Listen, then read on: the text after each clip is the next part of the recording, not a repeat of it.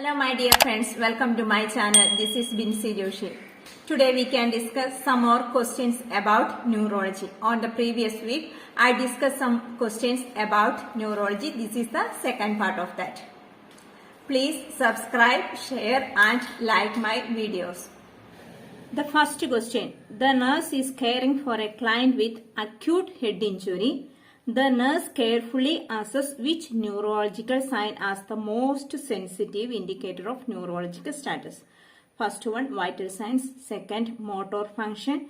Third, sensory function. Fourth, level of consciousness. What is our question? Acute head injury. The nurse assesses carefully the neurological sign, which is the most sensitive indicator. Our answer is D, level of consciousness.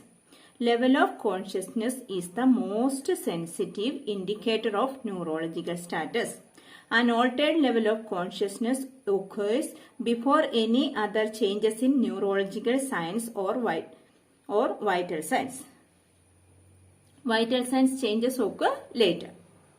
Clear? Then next question. The nurse is caring for a client with C6 spinal cord injury during the spinal shock phase.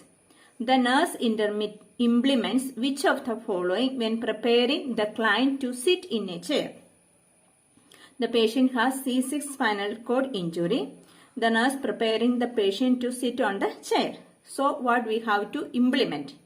First one, applies knee splint to stabilize the joint during transfer. Second, administer a vasodilator in order to improve circulation of the lower limbs. Third option, that teach the client to lock the knees during the pivoting stage of the transfer. Fourth option, raise the head of the bed slowly to decrease orthostatic hypotensive episodes. So our answer is fourth. The patient with spinal cord injury, there is a chance to get orthostatic hypotension. So the nurse has to take measures to prevent hypertension, raise the head of the bed slowly to decrease the orthostatic hypertension and take the patient from the bed to chair. Third question, when preparing the client with spinal cord injury who is experiencing bladder spasms and reflex incontinence for discharge to home, the nurse instructs the client to institute which of the following measures to deal with the issue? The patient has spinal cord injury and experiencing bladder spasm and incontinence. So what the nurse has to take measures to decrease these issues? Options, avoid caffeine in your diet, take your temperature every day, limit your fluid intake to 1000 ml per 24 hours, catheterize yourself every 2 hours as needed to prevent spasm. What is our answer? Our answer is A, avoid caffeine in your diet. Caffeine in diet can contribute to bladder spasms and reflex incontinence. Thus, it should be eliminated in diet for a client with a spinal cord injury. The self-monitoring of the temperature would be useful to detect infection, but it is not elevating the spasm. Same like the fluid intake does not prevent spasm, it could place the client at further risk of urinary tract infection. Self-catheterization every 2 hours is too frequent and serves no useful purpose. This also may lead to urinary tract infection. So, avoid stimulants such as caffeine in the diet helps to decrease the bladder spasm. So, our answer is A. Next question, a client with myasthenia gravis arrives at the emergency room and crisis is suspected. The physician plans to administer edrophonium chloride or Tensilon to differentiate between myasthenia crisis and a cholinergic crisis.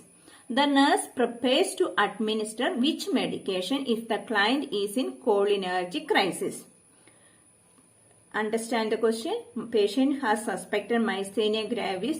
So, we have to plan to administer Tensilon to differentiate is it a myasthenia crisis or a cholinergic crisis. Okay, then our question is atropine sulfate. Second option morphine sulfate. Third, isoprotronol. Fourth one, pyridinostickmin bromide. What is our answer? So our answer is A, atropine sulfate. Client with cholinergic crisis has experienced overdose of medication. How we can understand is it cholinergic or myasthenia crisis? When we give the Tensilon medication to the patient, the condition will exacerbate. The condition will worse. That means it is cholinergic crisis. While when we administer Tensilon, the patient get mild relief. That means get rid from the signs and symptoms. The patient condition is going to better. So we can identify that is myasthenia crisis. In this question, this is cholinergic crisis. So we have to administer intravenous atropine sulfate is used to reverse the effect of this anticholinesterase medication. Clear? The next one, the nurse is caring for a client in the emergency department who has sustained head injury. The client momentarily lost consciousness at the time of injury and then regained it. The client now has lost consciousness again. The nurse takes quick action knowing that this sequence is compatible with which of the following? First one, concussion, skull fracture, subdural hematoma, epidural hematoma. So, sustained head injury, consciousness has lost. Then after some times it is regained. What is the condition? Our answer is epidural hematoma. That means option D is our answer. The change in the neurological signs from the epidural hematoma begin with the loss of consciousness as arterial blood collects in the epidural space and exert pressure.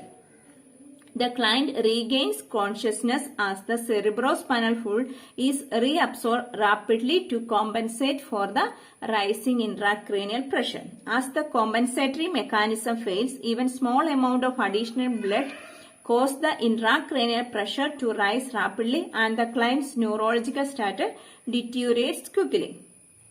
So our answer is D, epidural hematoma. Next question. A female client with myasthenia gravis expressed concern over her inability to smile, her drooping eyelids, and how to disease has made her weak and changed the way she looks. The appropriate nursing diagnosis of this client would be which of the following? First option, risk for injury related to muscle weakness and visual disturbance, activity intolerance related to muscle weakness and fatigue, impaired verbal communication related to muscle weakness, disturbed body image related to body appearance. What is our answer? Our answer is D, disturbed body image related to body appearance. The client has expressed concern over how the disease has changed her appearance. All of the nursing diagnosis may apply to the client with the myasthenia gravis. The data in this question, what is our question? The question says drooping of the eyelids, so the physical appearance has totally changed. So it goes to disturbed body image. Clear? The next question. A client with a thrombotic brain attack experiences periods of emotional lability. The client alternately laughs and cries and intermittently becomes irritable and demanding. The nurse interprets that this behavior indicates that first option, the client is not adapting well to the disability. Second, the problem is likely to get worse before it gets better.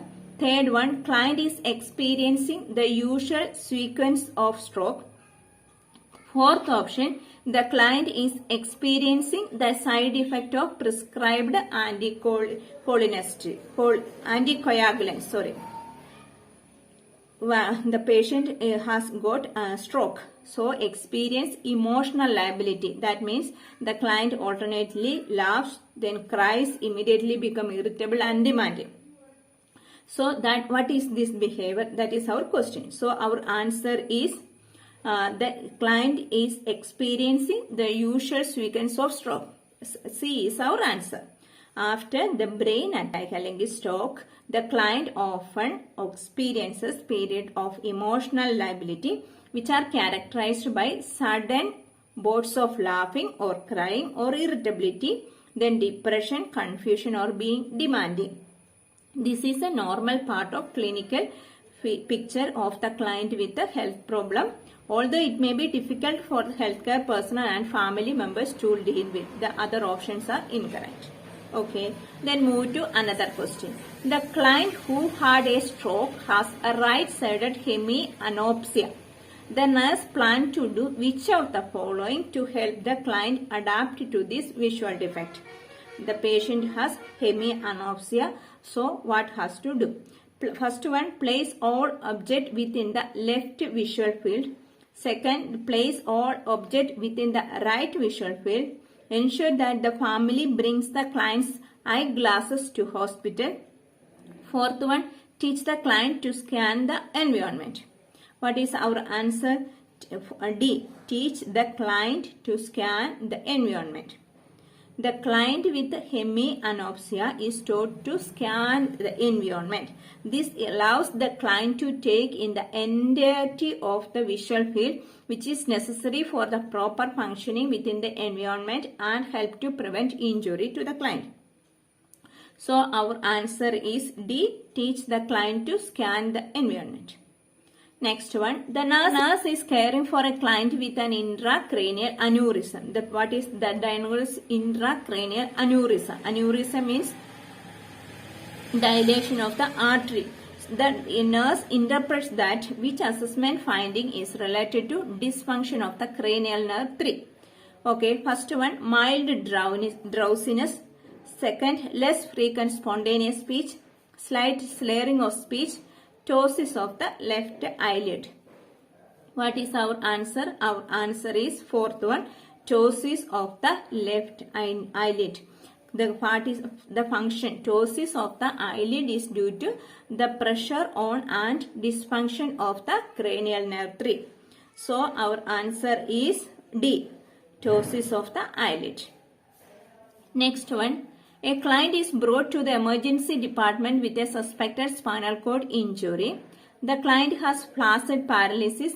Blood pressure is 70 by 50 mmHg. Pulse rate is 62 beats per minute. The nurse interprets these findings as indicating dash. BP is low. The pulse rate is also 62. What is our diagnosis? First one, autonomic dysreflexia. Second, spinal shock. Third, infection. Fourth, option is stable vital signs. We can show this is not stable vital signs 70 by 50. We can eliminate this one. C, infection. There is no signs and symptoms mentioned related to infection, so we can eliminate this also. In autonomic dysreflexia, we know the blood pressure is going to high. The blood pressure is more than 150, the sudden increase in blood pressure. So we can eliminate the option A also. So our answer is spinal shock, B. Spinal shock occurs immediately after the injury as a result of disruption of the communication pathways. This assessment finding noted in the question indicate spinal shock. So our answer is spinal shock. Thank you for watching this video. Bye.